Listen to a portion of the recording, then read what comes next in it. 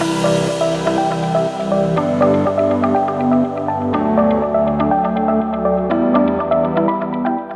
to the Front Seat Life podcast. This is Jessica Butts, your host and CEO and creator of Front Seat Life, where I help you be unapologetically who you are in your life, love, and business.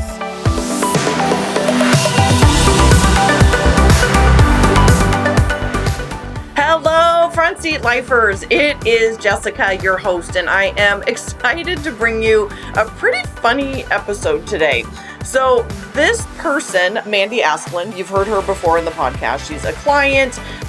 She wrote her own book, and she was interviewing me for the book, to be in her book. And it turned out to be this really rich, amazing conversation. It was almost like we were just chatting, because it wasn't meant to be a podcast. It wasn't technically meant to be shared in this way. We were just kind of riffing, and she was going to transcribe it and have it into her book.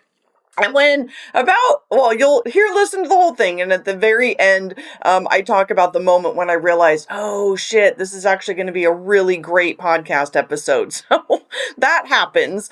And it's quite honestly, it's one of my favorite conversations I've ever had with anyone. It's rich. It's about having a purpose-driven life and a purpose-driven business. I actually don't even think what we're talking about is necessarily about business. It's just about your message and your branding and just being purposeful and purpose driven in everything that you do. So I hope that you enjoy it. I re-listened to it this morning and laughed and cried a little bit. And I hope that you get a lot out of it. It inspires you, as that is always my hope, and that you enjoy it very much. And will leave us a review over on iTunes. So enjoy.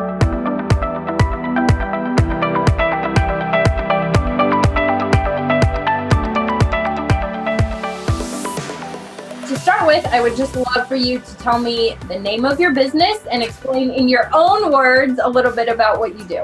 Yeah, so the name of my business is Front Seat Life, and I am the CEO and creator of Front Seat Life, where I help people be unapologetically who they are in their life, love, and business. So it's all about kind of three parts. Who are you? Where are you going? And how are you going to get there? Love it. Yeah. So can you tell me how long you have been in this role of an entrepreneur, and sort of if this is your first business or where you started and kind of how you got this business going? Yeah. I think everybody's story is so fascinating about how they get to entrepreneurship. I think mine started, as a kid, not even knowing that I wanted to do this, not even knowing what it was. But I tell the story often that I was with my mom and I was a kid and we went to go see some keynote speaker. Like, I didn't even know what the heck it was, but I remember being all motivated. And I was probably in 5th grade or something and thinking, I don't know what that is, but I want to do that. Like, whatever just happened, that was amazing. That person was amazing. Everybody felt amazing. Like, I want to be the person that makes people feel fantastic. So I want to do that thing. So I think way back then, like you and I know about manifesting and we believe in God. And so I believe now, again, I didn't obviously know that at the time, but however many 40 years later or whatever, knowing that that's probably been my journey all along. And so, like most people, I ignored it and I did the traditional thing. I went to the traditional college. I got the traditional degree in human freaking resources. Like, how boring is that? And then I just went into corporate America. So I did the thing that you're supposed to do. I did the thing that I now try to talk people out of doing, is listening to the status quo. And so worked in human resources forever, married the guy out of college, did the whole thing. And I think most entrepreneurs just get an itch. I just got this itch in my mid-30s. And I just ignored it for so long. I suppressed it. I knew there was something else and more powerful and more meaningful that I was supposed to be doing. But who listens to that? Like, it's freaking terrifying.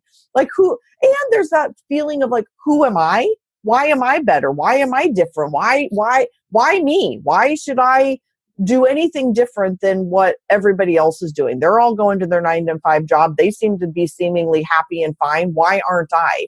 And then I just learned about type, and I learned, actually, I don't even think that was it. I basically just one day said, fuck it. Like, I can't do this anymore. I can't stay in this oppressive marriage. I can't stay in this oppressive career. I think it was, it was a bit of a midlife crisis, but a good one in this sense that I was 35 and I literally thought, am I going to do this shit for the next 35 years until I'm 70? And that thought depressed me more than anything ever in my life has. I just thought, I don't want to be married to this guy. I don't want to live this fine, normal life. And I sure as shit don't want to work for somebody else doing something that I could care less about for the next 35 years.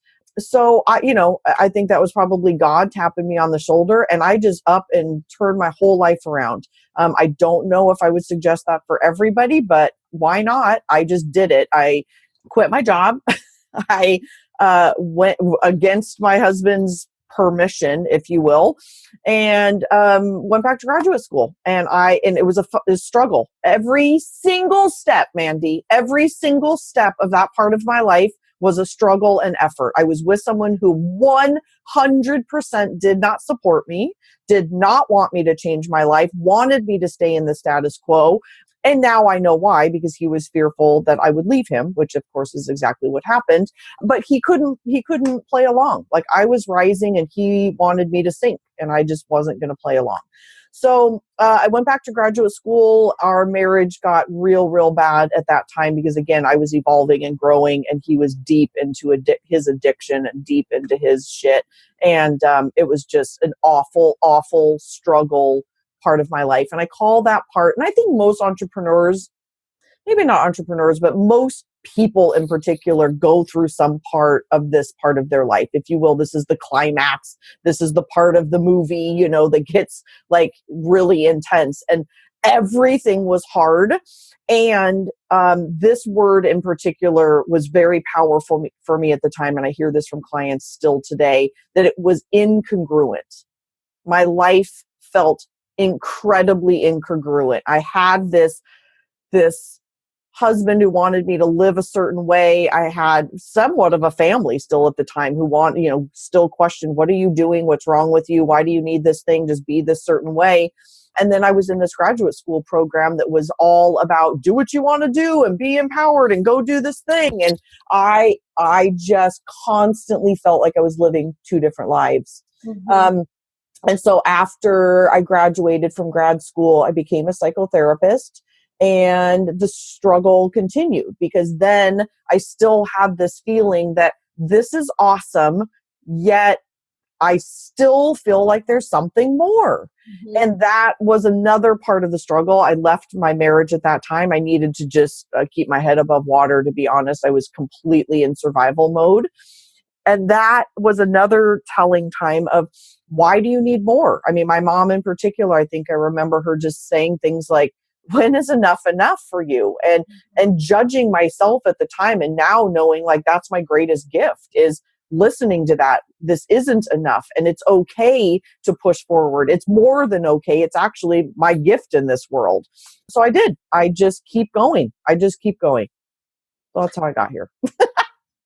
I mean, it's a very powerful and beautiful story, though, about how you got to this point. And it's interesting because I think that this kind of plays into one of the questions I had a little bit later, but I think I'd like to kind of visit right now. Is it's incredible that despite all of the challenges that you faced and the naysayers that you faced, like, you still pushed through and you were able to accomplish what you've accomplished. And, something that I talk about in my book is the power behind a purpose-driven business versus just starting a business to start a business. Oh, it doesn't work. And so I'm curious if you could maybe just speak to that a little bit, and how you see, have that difference play out, and how powerful, that purpose can really be in creating a foundation for your business. Yeah, it's everything. I mean, it's everything. If you don't have a purpose and a passion, and I will say, I firmly believe this actually, and I think this is something that's a little controversial right now. If you don't have a personal story and again, a connection to what you're doing, the likelihood that it's going to sustain is not great. Again, this is for, this isn't like IBM or anything, or, Apple or something, but these are like small businesses Yeah. that we have to have that passion. We have to, it comes from inside. Like there's a statement that I didn't come up with, somebody else did, that your mess is your message.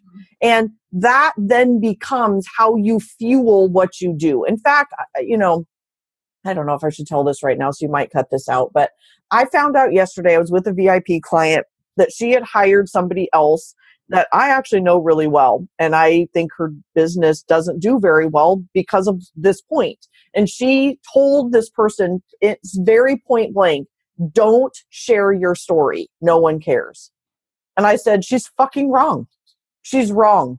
The way that we connect with people is actually through our stories. So if you don't have purpose around it, you don't have passion, and quite honestly, if you don't have a personal story around what you do, it's not going to translate into a business, because what we need to run a business is sales. I mean, that's the bottom line. Otherwise, it's just a hobby. Like, there's a lot of Instagrammers out there right now that are just taking pictures, selling nothing, doing whatever. But if we actually want to sell a product, I believe we have to connect with our consumers, and we connect with our consumers by being, one, real, being authentic, being true to our message, and sharing our damn stories. You know what doesn't sell is talking to somebody. It's condescending. No one wants perfection. No one wants coiffedness. That's my word, being coiffed. Like, no one wants perfection. They want realness. And so your brand needs to reflect that so that you can connect with your consumers. And that all of that is encompassed in the passion, the purpose. And again, just kind of that mess being your message. I love everything that you said. Is like literally what I preach in this book, about your personal brand. Really, a big piece of that I talk about is owning your purpose. And in order to find your purpose, I talk about needing to own your story. You need to, and not just the good, fun, happy times, but the really crappy, challenging, difficult situations that have made you into the person that you are today. And that is the whole like heart and soul behind this book, is that the foundation of a truly solid foundation for a successful business is one that comes with owning that personal story, with like living inside that story of who you are and what you've become through all of the good and the bad, Yeah. And I will say here that I hear this a lot as a former, therapist, that a lot of people think, oh, I don't have a story, I'm not that interesting. That's bullshit. Everybody has a story. There's something in your life that has affected you in some way. It doesn't have to be trauma, right? People talk, I say trauma a lot with people, and they're like, oh, I've never, been raped or, had anything. I'm like, that's not necessarily trauma. Trauma is your parents talking to you in a weird way, or you're a divorced family, or your husband cheating on you, or addiction, or whatever. Like, there's a lot of traumas in this world. And this is such a dorky example to give, but I'm obsessed with The Bachelor. I freaking love that show. It's my Me too. It's okay. Oh, it's my dirty little secret. I love it. So last night I was watching the episode, and there was a woman on there that, in my opinion, was very coiffed and perfect. And she was trying to come off as, she literally said, I just don't really have anything to tell you about my life because I'm so, it's just been great. And he straight up sent her home in that moment, because he literally was like, it's such a good example of, like, globally, and you're talking about branding, of showing up and pretending that you're perfect. Nobody wants that, including Colton, the Bachelor. Nobody is going to resonate with, oh my God, I am beautiful all the time and nothing bad has happened to me and my life is fucking perfect and I'm a size 2 and I eat perfect and I'm perfect. Like, nobody resonates with that shit. knock it off. Yep. And that's so much of what I talk about is, we're so afraid to just own our story and own our shit. But it's like, those are the things that make us into this like incredible person that we are, and that allow us to be able to have the expertise that we do to help other people get through what we went through. And it's like, I 100%, your story is everything. Being able to have people relate to your story and what you've gone through, that's what drives people to your business. That's what connects. That's what sells.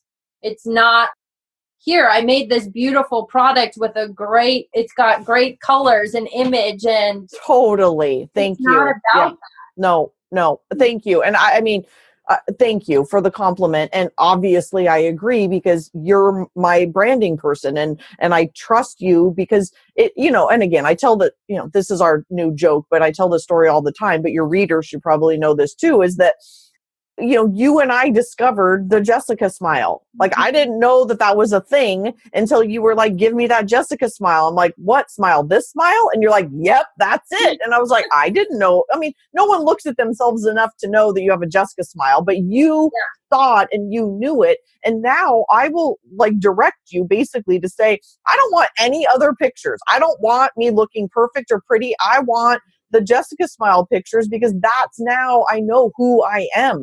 And it's not the cutest picture in the world. Like, it shows my wrinkles and it shows my little nose scrunched up, and I'm not looking at the camera. My eyes are closed, but it's me. And that then becomes, it's just authentic. It's just who I am. But I think that's the part of this branding that you're talking about, is just let it be who you are. It's not perfection. It's just showing all your stuff. Yeah. But I will say, in my opinion, I think that is what makes that image so perfect. No, like the fact that that it's imperfect makes it perfect, Yeah. All those things that you mentioned, all those things are so you, though. Like, they make you. And when people, going back to the thing, like even about weight loss, and stuff, you say, oh, I've got some wrinkles or whatever in those pictures. It's like, nobody's seeing those. Yeah, people true. are literally like seeing inside of your heart and seeing soul, and just seeing that laughter and happiness and that beauty in you. People aren't like, oh, she's got a little wrinkle on her neck when she's laughing. Like it's not those things. And everybody has their own thing. I think this is a really important piece too, is that this isn't about a comparison to who you are, Mandi, or who I am, or who anybody else is. It's your own uniqueness. And whether that be, again, introvertedness or extrovertedness, or you're a total book nerd, or you're super extroverted keynote speaker, or, you're a fly by the seat of your pants, or that's not the point. Everybody has their own unique thing. And when we can start to learn that, I mean, that's my job, is to help people like learn that part of who they are, be unapologetically who you are, and love yourself for who you are, and love those in your life for who you are. You then take that to the next level with the branding piece of how do you show up in your business and on social media in a way that is representative to who you are.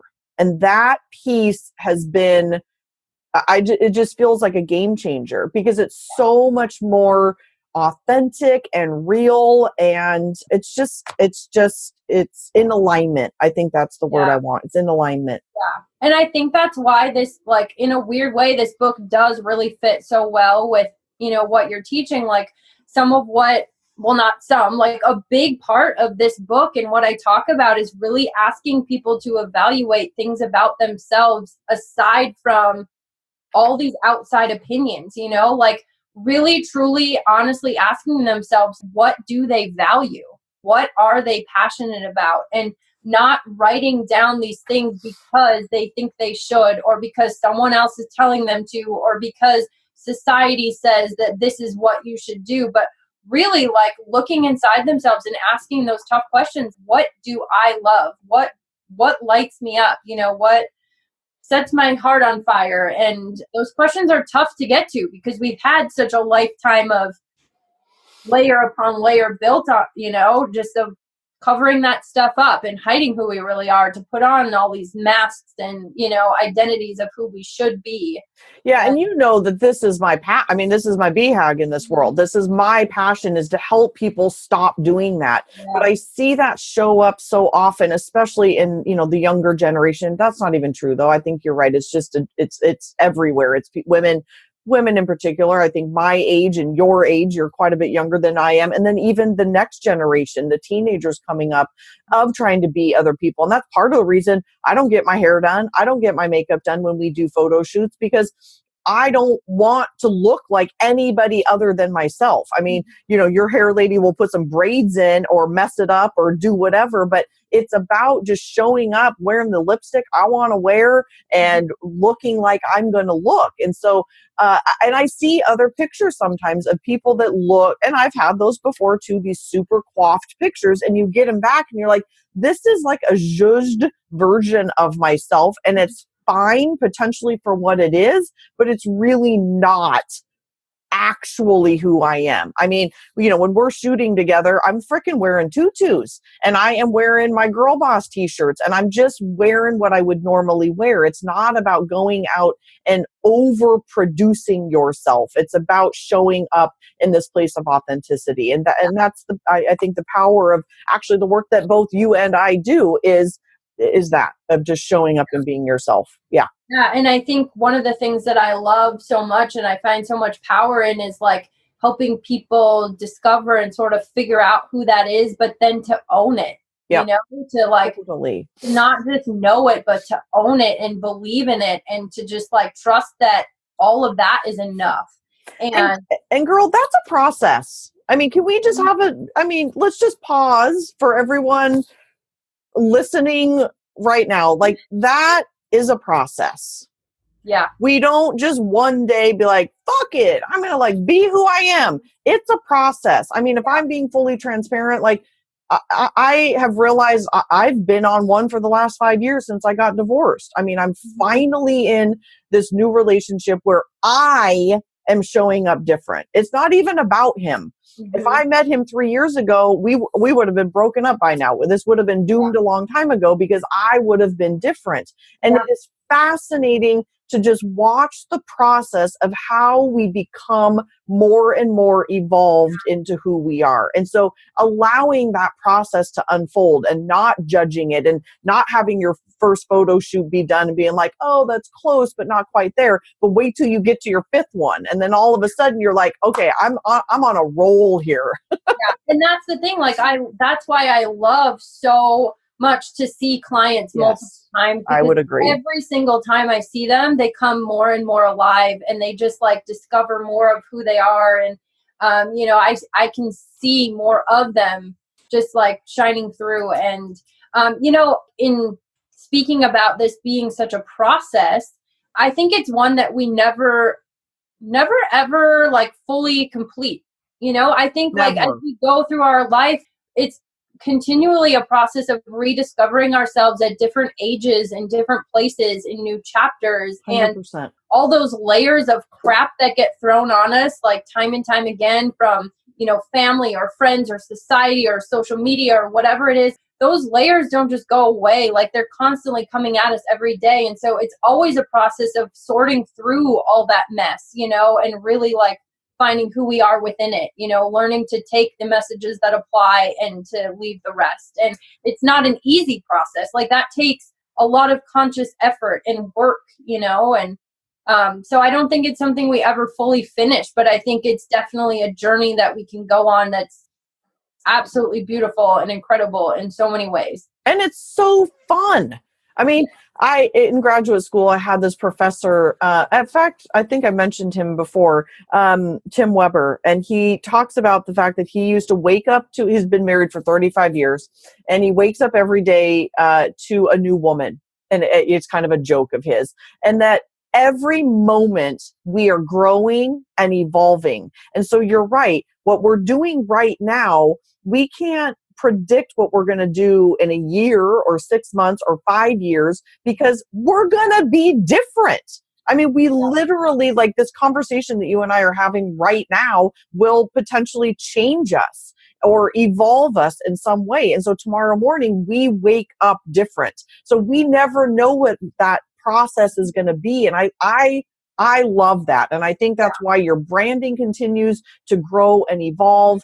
Your business continues to grow and evolve. Your relationships, absolutely. Like one of the biggest things that I see in couples is when couples try to hold somebody and their spouse or their partner with who they were 5 years ago. And I'm always like, no, we're not doing that, because she's not the same person that she was 5 years ago. You need to give her some damn credit. Like, are you the same person you were 5 years ago? We are completely different people. So I love that. And by the way, how did you get so wise at 29 years old? It's just incredible. I don't know. You are one old soul, woman. I know. I really do feel that way. Like, I have this conversation that we're having is life for me. I could agree. talk about this stuff for days, on end. And it's like, I have never really had I've had, I could probably count on less than a hand people in my life that I've been able to have conversations like this with. And I don't know, my soul is just feels so on fire, like being able to talk about this stuff. I don't know where it comes from. I think part of it is probably, my own past, and just, I did have to grow up very quickly and mature quickly. And, I don't know. I think just also the way I look at the world is my own gift from God. And there's people listening right now too that feel the same way. And they're seeking, just like I was seeking, 15 years ago or 10 years ago. God, that was only 10 years ago. Wow. And you are seeking, we are seekers. We seek to have deeper, more intense conversations. And that's why, you have things that you have. You're writing this book, and I have the things that I have, and I write books and do speaking and have Front Seat Life communities and have a podcast and do all of these things. I wouldn't do any of this shit it's a lot of work, but I know that as a seeker myself, there's other people seeking. And so, that's why we do these crazy things, right? Yeah. Yeah. 100%. Yeah. Okay, so we only have a couple minutes, and I got to none of my questions. Oh, but you know what? Do we need to what we talked about was probably better, but this is great content. There are two things that I really would love to get to. Yeah, go. So one of them is if you could just tell me about the first time you really learned about or heard about the concept of personal branding, and along with that, sort of how you define it. Yeah, that's very interesting. So I'm going to start with the second question. I think the way that I personally would define, or if we were going to put a descriptor to it, is it's an outward visual of how you are inside. So just like dressing. So let's give Lisa Fisher a shout out right now. Like Lisa Fisher does that with clothing. So people have always said, oh, you dress so fun and you wear such bright colors. I'm like, it's just how I feel on the inside. Like if I wake up depressed or down one day, I'm probably going to wear some black or something. But most of the time, look at what I'm wearing today. I mean, I got this crazy ass cheetah dress on and bright, huge orange earrings. And I mean, this is how I feel. And so I think our clothing is an outward representation of how we're feeling on the inside. And I believe our branding is the exact same thing. It's our personality. It's what's going on in our lives. It's how we feel, basically out into social media or our website. So to answer that second question, or technically the first question, is how did I first learn about it, was when I built my very first website. There's been probably 50 iterations since then, but my very first website, probably 6 or 7 or 8 or 9 years ago, was all of these questions. What do you want to say in the world? I mean, just like writing a book, it's the most clarifying process I think an entrepreneur can go through, because it's like, what do you like? What do you care about? What's your point of view? How do you want to show up in the world? And basically, in my opinion, don't care what other people think. I mean, I'll never forget when I put my first website together. I was a therapist at the time, and it was pink and it was pretty and it was very optimistic. And one of my friends said, are you sure that this is what you want to put out into the world as a therapist? Like, I can't imagine a whole lot of depressed people are going to want to do this. And I said, first of all, therapy is not just for depressed people. And secondly, I am not going to diminish who I am to please other people, because then I'm just going to be vanilla, or it's just not going to be authentic. So I've been rocking my brand probably since day one. It's gotten definitely more clear. I mean, the tutu wearing and the saying fuck whenever I want and doing whatever I want to do, but it evolves. But I would say from the get-go, if you look back on my old branding, in fact, I still have the exact same Jessica Butts logo that I had like 9 years ago with the flower on it. And it's just who I am. And so I believe it is a representation of who you are on the inside. And I will say very clearly, not letting other people tell you, therapists need to have warm colors, or you need to do this because you deal with food, or, you need calm colors. Fuck that. Do whatever you want to do, because here's the deal. You will attract the right kinds of clients based on how you put yourself out there.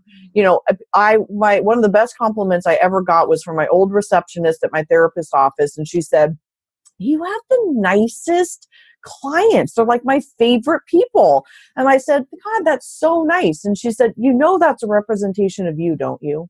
And I was so taken back. I actually thought she didn't like me very much. And so I was like, that's such a nice compliment coming from you. And it's true. Like, how we put ourselves out there. Do you want to be, again, introverted and nerdy and black and goth or bright and pink, and however you are, really, you will attract those clients. It's not about trying to get everybody to like you. It's about attracting the right clients for you. Exactly. And, that's something else that I talk about in this book is using, your personal brand to differentiate yourself in every possible way in your market, and using all the things that make you unique and special to make you stand out and make you stand apart. And, realizing that it's okay to not need everyone. Like, not everyone is going to be your client. And the more that you can be yourself and put those things out into the world about who you are and make those unique connections with people, like, those are the people you're going to start to draw in. And those are the people you want to work with. It's actually the biggest mistake most entrepreneurs make. Again, I was doing a VIP session here yesterday, and she started going down this, I'm just a health coach. And I go, no. I said, you have a very clear niche to work with people with chronic illness. And this is way too vague. I promise you are going to get lost in the shuffle. So I couldn't agree more. And it is one of the biggest mistakes people make, is trying to be too broad. Yeah, there's a saying, again, another saying that I didn't make up, that broad is broke and niche is rich. So the more niche, I mean, that doesn't rhyme, so I say niche, but the more niche or niche you can be, it's actually better. But people do the opposite. Everybody's my client. No, you're going to get lost in the mix. Yep. Yeah, and I've so been there. That was me for a really long time, and that's why I could never figure out why I wasn't happy, in my own business, even though I knew I wanted to be an entrepreneur. And that's something I talk about. Like, when I started photography, I thought I had to photograph everybody. But when I really found my niche and what I love doing, that's when my entire business just exploded. And and your work is better. Yeah. Yeah. Yeah. Everything about it. Yeah.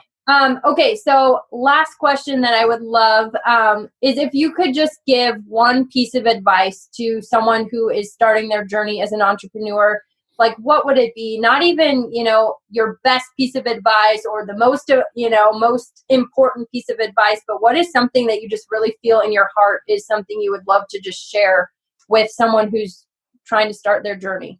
God, girl, there's so many. I mean, that is such a hard question. I guess I have to say, you've got to figure out who you are. You've got to figure out, like, what your passion is. So there's all the stuff around system structure, singular focus, all that shit I love to talk about. But the core of it, and it kind of is going on a line with what we're talking about, is not starting something just to start it, but getting really clear about why. What is it for you? And one of my favorite exercises to do with all my clients is core values. And I think that ties into it. It's who are you as a person? Yeah. You're obviously your personality type, what you're good at, what you suck at, but then why? For me, building this business is not about the money. It's not about security. It's about freedom and knowing what spurs me along versus what spurs you along versus anybody listening. Like that's the difference, is knowing why you're doing what you're doing. Because here's the deal. This is not for the faint of heart. Owning your own business, being an entrepreneur is hands down the hardest thing I've ever done, yet the most rewarding. Yeah. And so if I am not connected to a purpose and I am not connected to why, I would have given up a long ass time ago. And so if people don't understand that part of it, yes, it's important to know the numbers. Yes, it's important to know all of that stuff. But the most important piece is, why are you doing this? And I think one of my skills with people is pulling that out of why are you doing this? What happened in your life that you care about this? Most often the mess becomes the message. And so, yeah, I would just say that I think it's a critical piece because it keeps you going long term when you have that purpose, your passion, and you know who you are and why you're doing it. And I love that so much. When I talk about this idea of personal branding in the book, it's like it goes beyond the tangible, physical, your logo and your business cards and your beautiful marketing materials, but it's really like behind the scenes stuff. It's like really figuring out and narrowing down like why you do what you do and how you do it and showing that to the world. That's, I think, where your clients connect with you and where that big piece of success comes from, is having that purpose, having that why, and making the connections with people to tell them, this is why I do what I do. And there's so many connections inside that story. I do think it's very connected to your story and, just where you came from and what you've been through. Yeah. Okay. So can I say something? Yes. You're going to kill me, but we started doing this for an interview for Mandi's book that's going to be coming out in May on her 30th birthday. However, while we've been doing this, I was like, this is an amazing podcast episode. Oh, so this is now a podcast episode. Oh my goodness. And here's the deal. Mandi is my client, my friend. She's my photographer, and she's an INFJ. And if I would have asked her to do this, she would have wanted to know the questions ahead of time. You probably would have been really nervous, but it was perfect. You were perfect. It was perfect. So I hope you're not going to kill me. You might send me a text after this and be like, I'm going to kill you. But this is totally a podcast episode. Well, I won't kill you. I am very honored, and you do know me very well, because had you have said something ahead of time, I would have been a total nervous wreck. I know. Overthinking everything. But, I think one thing I am learning about myself is that, when I'm able to talk about this kind of work and, what I do and this purpose that you and I have, I think, very much in common, there's just something about things just flow and they come out, and it's like the words are there. And I am honored that you felt like this was worthy to record for a podcast. So thank you. Yeah, we got about 5 minutes in and I was like, oh, here we go. Yeah, this is too good to not be doing this. And then I was like, oh, she's going to murder me at some point. But anyway, it's going to be awesome. So thank you. I think you were going to thank me, but now it's a mutual thank you.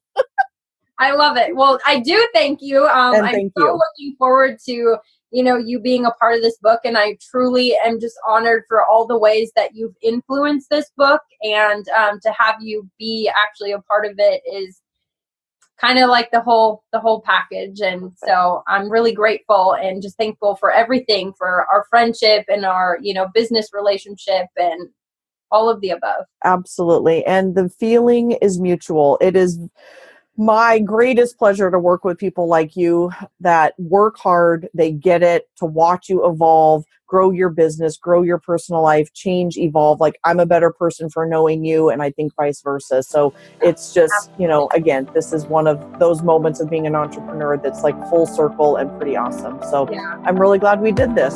Me too. All right. Okay. Well, thank you so much. You're welcome.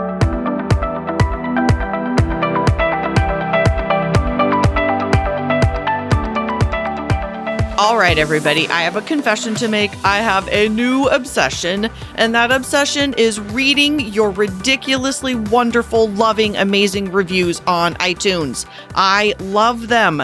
None of this even matters without all of you. So as a thank you, each week I will be reading one review on air and calling out your review with your name or your iTunes handle. So here's how it's going to go. You're going to go to Instagram and follow me at Front Seat Life. When you hear your name called out on the podcast, you are going to send me a DM with your address and say, "Oh my gosh, you just read my review." And I or my team will be sending you some Front Seat Life swag. We've got books and we've got tank tops and we've got journals and we have these adorable pink swells. So we will be choosing from the goodie bag and sending it out as a thank you. So thank you in advance. And I am so deeply honored to have the opportunity to thank you back.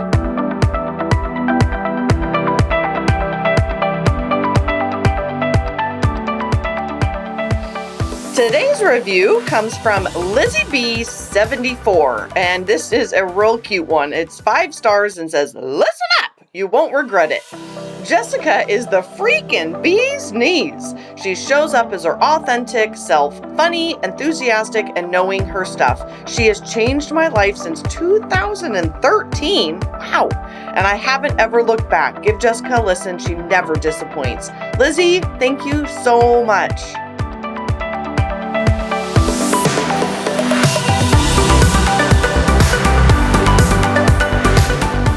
From the bottom of my heart, truly, thank you so much for listening. I know that you have a ton of options, and the fact that you are taking time to listen to the Front Seat Life podcast means absolutely everything to me. If you're interested in learning more about the Front Seat Life way of life in the community, there's a couple ways that you can do that. First is always starting with your personality assessment tool. It's available on my website at jessicabutts.com. It's totally free, and it will help you figure out your personality type so you'll have some idea of what we're talking about. Next is, if you're interested in hiring me for a keynote or some coaching or strategy days or the fabulous and amazing Front Seat Life community, you can find out all about all of that at jessicabutts.com. Thank you so much for listening, and I'll see you next time.